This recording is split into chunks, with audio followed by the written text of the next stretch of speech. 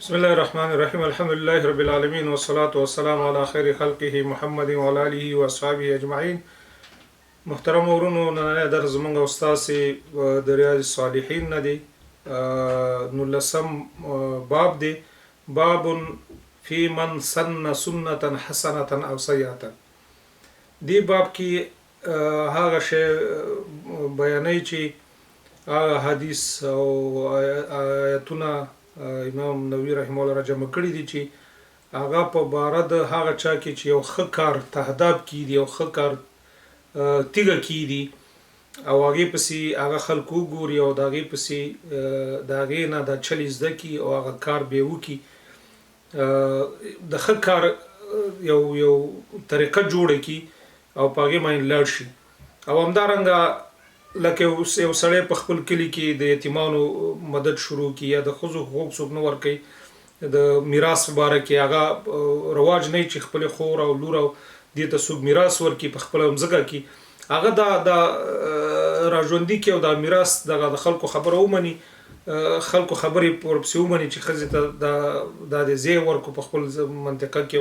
یا لور ته یا خور ته. نو دغه دا کار وکړي او کله دا کار دا وکړي او نور خلک دا وګوري چې دا ښه کار دی هغه هم وکړي، نو دا یو تهداب د ښه کار یې کېښودو. همدارنګه یو بل سړی د مقابل کې یا یو سړی د شفخانه جوړه کړي په خپل کې یا درویتاب جوړ کړي، یا همدارنګه یو بل سړی دی چې هغه بد کار کوي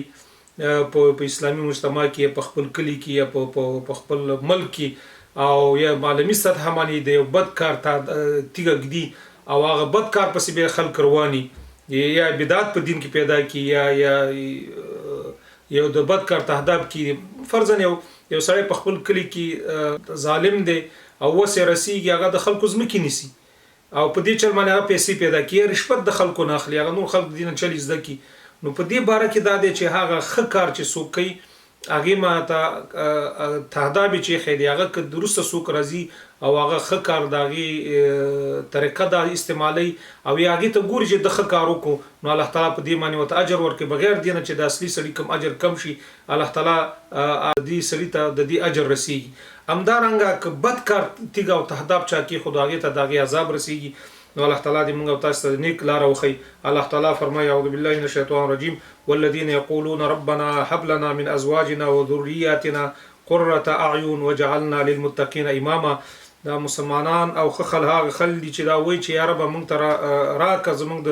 ښځو نه او زموږ د اولادونو نه هغه داسې اولادونه راکړه، داسې خلک راکړه چې هغې باندې سترګې یخېږي، چې کارونو ته یې ګوري ښه کارونه کوي، نیک کارونه کوي، خلکو ته فایده رسوي. وجعلنا للمتقین اماما، او وګرځوه دغه اولادونه زموږ چې امامان په ښو کارونو کې پیشویاني، د خلکو پیشوا شي، د خلکو اقتدا هغې پسې کوي په ښو کارونو کې. حدیث په دې کې ډېر راغلی دي. جریر بن عبدالله رضی الله تعالی عنه هغه د رسول الله سلام نه یو حدیث روایت کوي، هغه فرمایي چې من سن فی الاسلام سنة حسنة فله اجرها واجر من عمل بها من بعده من غیر ان ينقص من اجورهم شيء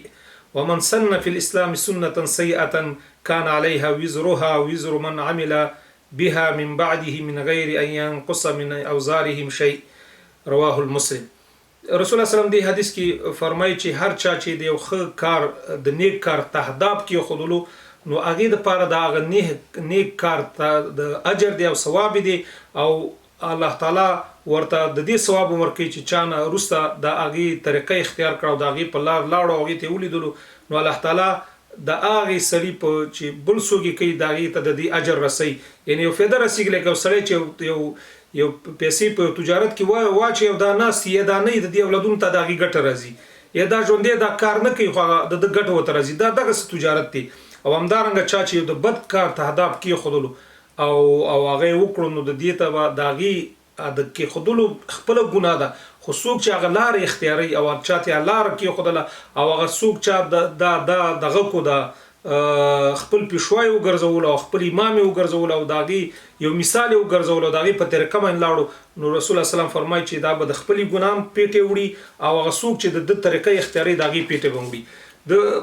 بل حدیث کې عبدالله بن مسعود رضی الله عنه روایت دی چې نبی کریم صلی الله علیه وسلم فرمایي چې لیس من نفس تقتل ظلما الا كان على ابن آدم اول على ابن آدم الاول كفل من دمها لأنه كان اول من سن القتل متفق علیه. په دې حدیث کې عبد الله رسول صلی الله علیه وسلم فرمایي چې هیڅ یو کس چې په دنیا نشته چې په دنیا کې مړ کیږي که کافری که مسلمانی که هر څوک مړ کیږي مګر د دې یو حصہ د ګناه چې دا او د یو حصہ د ملامتۍ چې دا په هغه اول کس چې چا کله په دنیا کې قتل کړي چې د آدم علیه السلام هغه اولنی زوی چې قابل او خپل ورور حابیل ووژلو. نو دا په هغه قتل کې چې هر څومره قتلونه اوس دنیا کېږي په دې کې یو حصہ د عذاب چې دا هغه پاغي کې دغه د وسره شریک دی. نو د دې نه سره اندازه لګولې شي. نو الله تعالی دې اول ماته بیا تاسو د عمل توفیق راکړي. الله تعالی دې موږ په سم لار روان کړي. وصلی الله تعالی علی خیر خلقه محمد وعلى اله واصحابه اجمعین.